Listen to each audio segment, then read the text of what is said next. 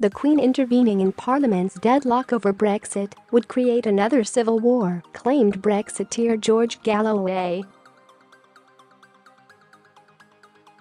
The former Labour MP also confirmed she has the power to break the Brexit deadlock. An RT News presenter asked, "What about the Queen? I understand there is this archaic rule on the books that the monarch must give what they call royal assent to all legislation that is passed by the Houses of Parliament before it can actually become law. Can Queen Elizabeth break this Brexit deadlock?" And might I note for all the viewers, no monarch has acted on this power since Queen Anne, who used it to block the Scottish Militia Act in 1707. So what about Queen Elizabeth? Mr. Galloway responded, "Well, thank you for that education. That was a real trip down memory lane.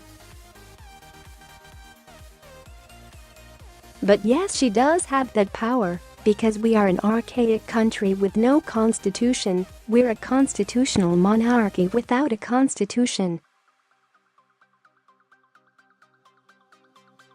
Theoretically, and she has done it in Australia, for example, she dismissed the Prime Minister of Australia once.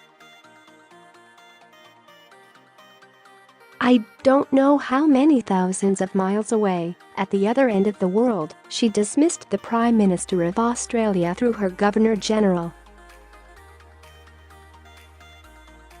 But the answer to your question is if she did it, she'd lose her head, and probably literally as well as metaphorically. No, although we maintain this fiction, this adornment of the monarchy, in fact, it has to be seen and not heard. And if it acted in such a way, it would cause another civil war, and you know how the other previous civil war ended. It ended on the scaffold with the king having his head severed from his shoulders. The comments follow Queen Elizabeth II urging people to find common ground and to respect different point of views, in remarks many believe could reveal her opinions on Brexit. The Queen called for an end to the feud as she spoke at an event to mark the 100 years of Sandringham Women's Institute in Norfolk.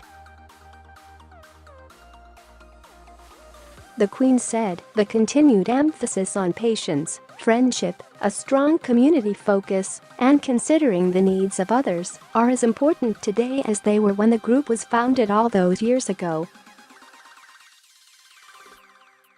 And of course, every generation faces fresh challenges and opportunities. As we look for new answers in the modern age, I for one prefer the tried and tested recipes, like speaking well of each other and respecting different points of view, coming together to seek out the common ground and never losing sight of the bigger picture. BBC royal correspondent Nicholas Witchell said there was little doubt the Queen was sending a message. He said, "It is impossible to imagine that the head of state would use a construction of words such as this without it being appreciated, that they would be seen as a reference to the current political debate,